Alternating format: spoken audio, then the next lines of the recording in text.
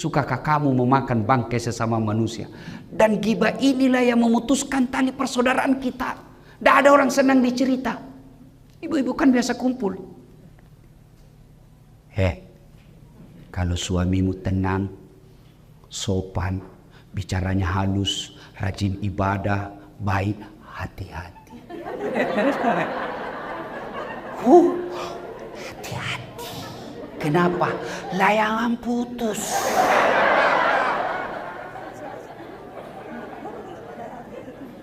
Berhenti. Begitu ibu mulai ada oh iya, itu kepala dinas itu begitu. Kau tahu sinetron tadi malam, jelek betul sifatnya. Tak ribut seperti itu. Langsung orang jadi korban. Bu, kalau majelis taklim yang sukses, dia akan berkata, sudah deh, tidak usah cerita kejelekannya orang. Na'udzubillah min zalik. Kita berlindung kepada Allah dari keburukan seperti itu. Belum tentu suami kita lebih baik dari suami dia. Hanya Allah saja masih tutup aib dan keburukan aib suami kita. Itu baru majelis taklim yang baik. Ini tidak, biar bukan urusannya mau dicampuri.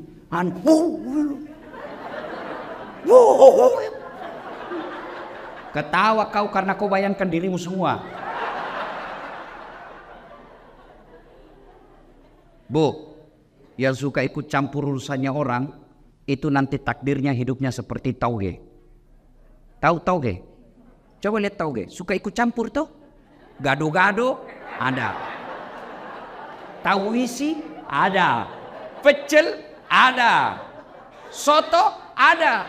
Karena dia suka ikut campur, Allah takdirkan bengkok. Maka kalau ada di kantor ini, di majelis taklim kumpul gosip, teriaki, pagi-pagi toke nih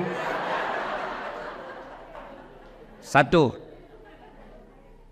yang bisa memutuskan tali persaudaraan kita, ghibah.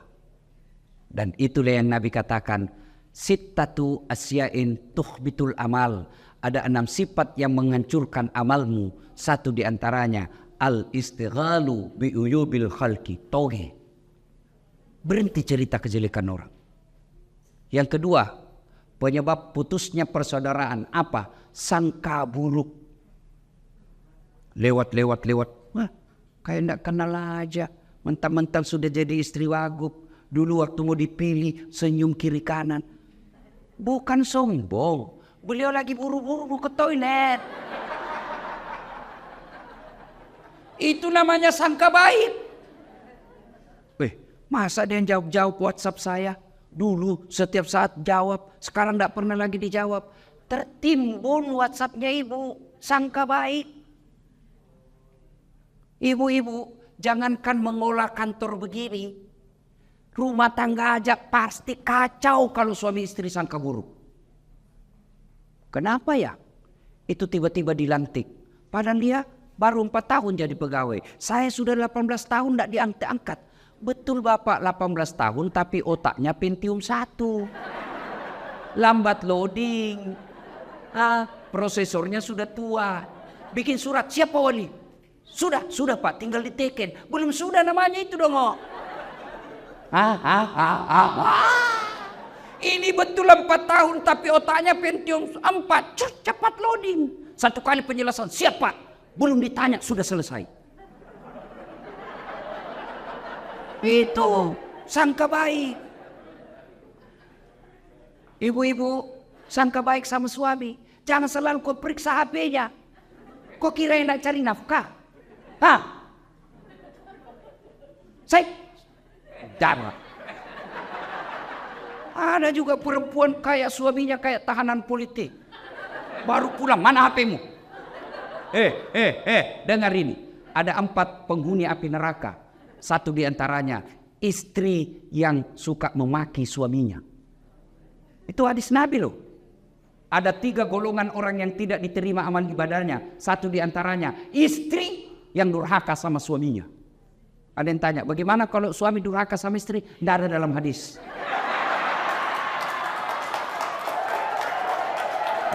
Coba lihat, kelakuannya nih ibu-ibu. Ustadznya aja ada komplain. Hei, Bu, Bu, woi. Kira kapan jadi suami, Bu? Coba lihat suami kita. Di kantor dimaki-maki sama wali kotanya. Siap. Di warung kopi dikejar tagihan. Sampai lagi di rumah dimaki-maki lagi sama istrinya. Goblok, kenapa kau tidak lawan? Apa mau dilawan? Nah, dia wali kota. Jangan ketawa, saya serius ini. Dia pikir enak jadi suami. Bu. Oi. Bu. Itu suami, Bu. Ibu ditanggung dunia sampai akhirat. Ibu pikir suami tidak malu kalau ibu pulang lebaran tidak punya baju baru, tidak pakai cincin. Malu kami sebagai suami. Malu harga diri kami sebagai suami. Istri tahun lalu itu juga baju lebarannya. Pulang kampung masih ini, malu kita sebagai suami, Bu. Ibu pernah tidak malu kalau suamimu tidak pakai baju baru? Tidak pernah. Jangan ketawa, saya serius ini. Dia pikir kapan jadi suami. Coba lihat itu, kasihan. Kadang kala bawa Grab, motor, di jalan kempes bannya, dia tidak telepon kamu itu. Kenapa? Cukup saya yang menderita, tidak perlu istri saya tahu. Itu di dunia, di akhirat lagi dicari tuh suaminya. Kalau ibunya masuk neraka, ada 4 laki-laki yang melindungi. Sebelum diperiksa amalnya istri, sebelum diperiksa amalnya ini istri, ada 4 laki-laki yang tanggung ibu-ibu nih. 1, bapakmu. 2, saudara laki-lakimu. 3, suamimu. 4, anak laki-lakimu. Kami laki-laki tidak ada yang tanggung. Makanya jangan suka ngomel. Biar HP salah diperiksa. Bagaimana suamimu tidak bikin nama palsu?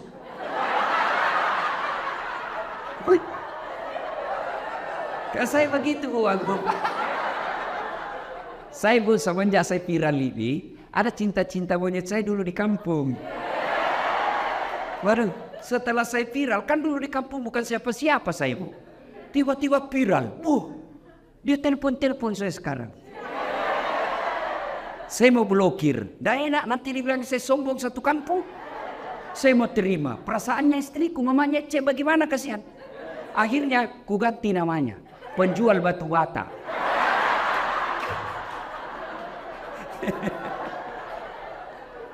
Suatu ketika saya lagi nonton sepak bola. Tiba-tiba bunyi telepon. Istriku berteriak, mamanya cek, Ustaz, penjual batu bata. Mati saya. Terpaksa saya tidak boleh panik. Kalau panik ketahuan. Santai aja. Jangan sayang, tidak usah kuangkat. Tagihan itu. Perempuan kapan takut kalau bicara tagihan? Aman saya, Pak. Suatu ketika saya pulang ceramah, hauslah saya. Mau minum teh. Sayangku, minum teh. Saya lagi ajar anak ngaji. Si Ece lagi ajar ngaji. Oke, saya bikinlah. Mana gula? Dia bilang ada di situ, di toples ada semua namanya ditulis. Saya ambillah tulis toples gula. Saya ambil. Begitu saya minum, kenapa asin? Saya pergi lihat, isinya garam. Saya pergi komplain sama istriku, ini kok tulis gula baru isinya garam. Dia bilang HP-mu juga lain kok tulis lain isinya.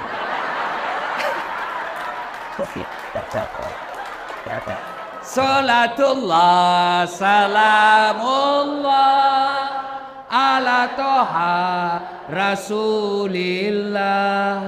Salatullah salamullah ala yasin. Alhamdulillah. Jadi jangan sangka buruk. Masa suami yang carikan nafkah, yang belikan baju, yang nyicilkan mobil, yang nyicilkan rumah, masa ibu curigai terus?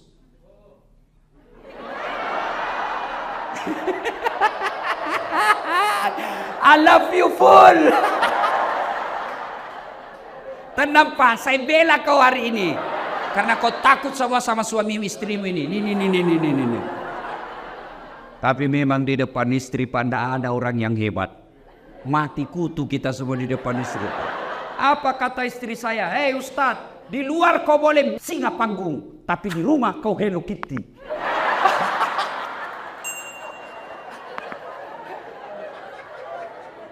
Bu, telepon suami. Kok tidak dijawab? Oh, suamiku lagi sholat duha. Tenang perasaan. Telepon lagi jam 12. Kok belum dijawab? Oh, berarti lagi sholat berjamaah. Tenang perasaan. Telepon jam 2. Belum dijawab. Oh, berarti suamiku lagi meeting sama wali kota. Telepon lagi. Tidak dijawab. Oh, mungkin HP-nya dilupa di mobil. Tiba-tiba masuk WhatsApp. Saya lihat suamimu bonceng cewek. Cantik betul. Oh, berarti suamiku lagi nge-Grab. Tenang perasaan. Iya tuh, Bu. Bu. Hei. Apa enaknya sangka buruk sama suami? Sebutkan. Apa? Capek. Apa enaknya sangka buruk? Stres. Kalau kau sangka buruk, apa yang kau dapat? Sengsara kan? Coba kalau sangka baik. Kenapa? Dosanya dia, ibu tidak tanggung. Dia selingkuh, tidak ada urusan. Saya tidak tahan Ustaz. Bukan dengan mempermalukannya di medsos. Tak kusangka kau begitu. Andai ku tahu begini, aku tidak menerima lamaranmu. Apalagi tidak, Nasoduk punya anak 2. Maka lebih baik apa? Kau tanggung dosamu. Kau berbuat di luar Pak, kamu yang tanggung. Beda kami laki-laki. Kalau istri keluar tidak izin, kami laki-laki tanggung dosanya. Kalau istri tidak pakai jilbab, kami suami yang menanggung dosanya. Kalau istri tidak sholat, kami suami yang tanggung dosanya. Itulah makna ayat ku anfusakum wa ahlikum nar. Makanya ibu tenang deh, jangan sangka buruk. Orang yang selalu sangka buruk memutuskan tali persaudaraan. Panjang mau dicerita, tapi waktu yang terbatas. 2. Sedekah. Bu, pernah lihat orang diantar ke kubur? Pernah? 3 yang mengantarnya kata Nabi. 1. Keluarga. Bu, ibu meninggal, jangan pikir suami mau masuk dalam kubur. Meskipun waktu ibu remaja dia gombal, gunung kan kudaki, lautan ku seberangi, masjid kau lewati. Begitu ibu meninggal, jangan pikir suami mau masuk menemani ibu di kubur. Enggak. Ada kawan saya naik haji 2012, 2016. Begitu meninggal istrinya baru-baru bengkak matanya Pak.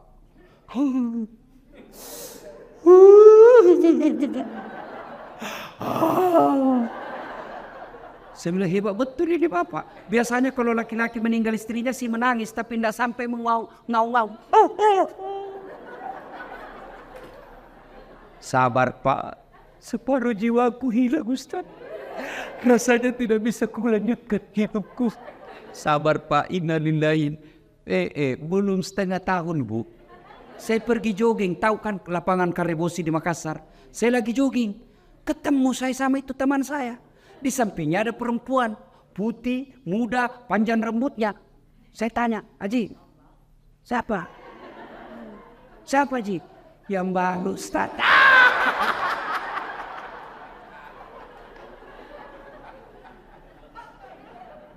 Yang kedua mengantar ibu ketika meninggal. Apa ibu? Harta. Harta pun kembali. Seluruh mobil keluar, motor keluar. Begitu masuk ibu, jangan pikir ada harta masuk dalam kecuali kain kafan. Parfum. Hilang Hugo Boss. Hilang semua kita punya BlackBerry apakah parfum-parfum yang mewah itu. BlackBerry Bu? Apa? Pokoknya itulah yang saya maksud. Saya bukan anak gaul Ibu. Saya parfum saya Bu Rexona. Selesai. Kayak ibu-ibu sekarang ini dibodoh-bodohi sama mode. Sabunnya aja 3 macam. Lain labu wajunya, sabun wajah, lain labung ketek, lain labung ini. Kasih setengah mati suami cari uang. Saya sabun colek. Selesai.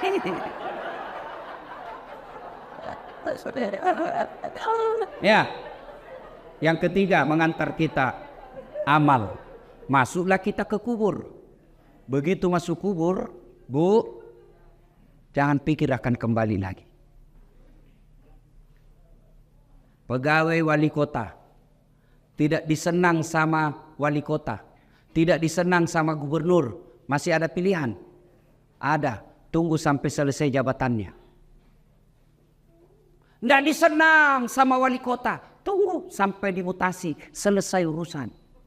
Tidak mutasi Ustaz, masih ada pilihan. Apa? Pensiun dini, selesai. Lewat apa? Tidak ada urusan kamu, bukan kau lagi bosku. Selesai. Ibu, ada warga Betawi ke Jawa merantau, sampai di Jawa kada nyaman, tidak enak di sana. Ada pilihan?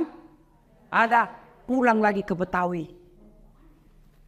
Ada orang Jawa merantau ke Papua, Papua tidak nyaman, balik lagi ke Jawa. Mangan orang mangan, yang penting ngumpul. Senguara. Wes.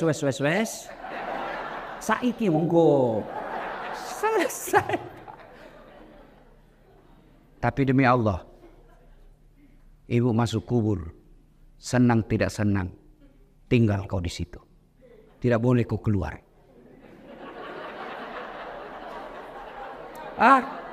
Ternyata sudah masuk kubur. Tidak nyaman, keluar dulu deh. Ibu pun kalau keluar lari satu komplek.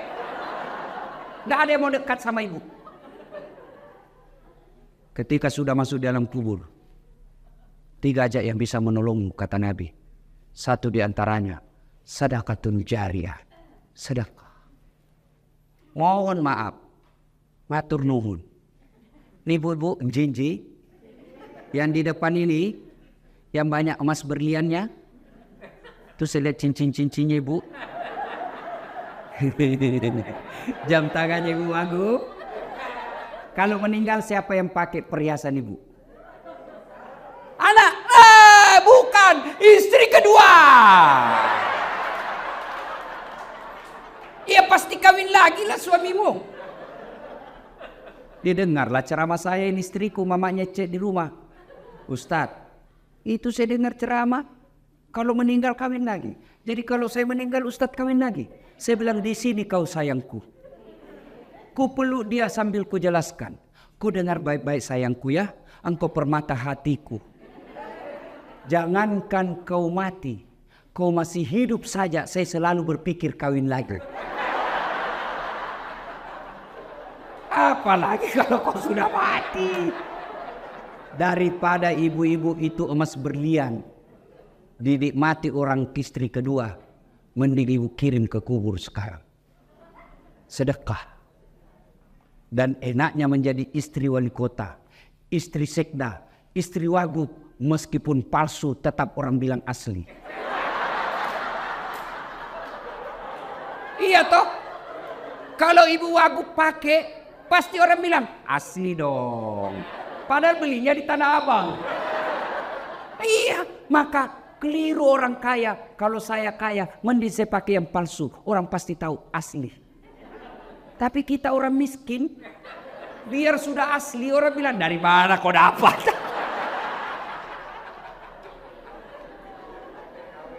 Ibu, ibu, suami mulai lain-lain, mulai ibu curiga. Kenapa ya ini suami saya? Selama ini tidak pernah pakai parfum. Setiap mau keluar sekarang cari parfum. Kalau tidak ada parfum dia cari pengaruh ruangan. Itu 50% ibu wajib curigai. Kenapa ya? Setiap terima SMS selalu masuk toilet. 70% itu ada masalah. Daripada ibu curhat di medsos, cerita ke tetangga, cerita ke majelis taklim, cerita ke ibu PKK, mereka demi Allah tidak mampu menyelesaikan masalah. Lebih curhat kepada Allah. Doa namanya dalam sholat hajat. Ibu menangis di hadapan Allah. Tapi saya tidak tahu baca doanya Ustaz. Doa bukan membaca. Doa bukan menghafal. Doa itu curhat. Bahasa Arab bukan. Bahasa Belanda boleh. Bahasa Betawi silakan. Bahasa Inggris kalau kau tahu. Bahkan boleh pakai bahasa isyarat.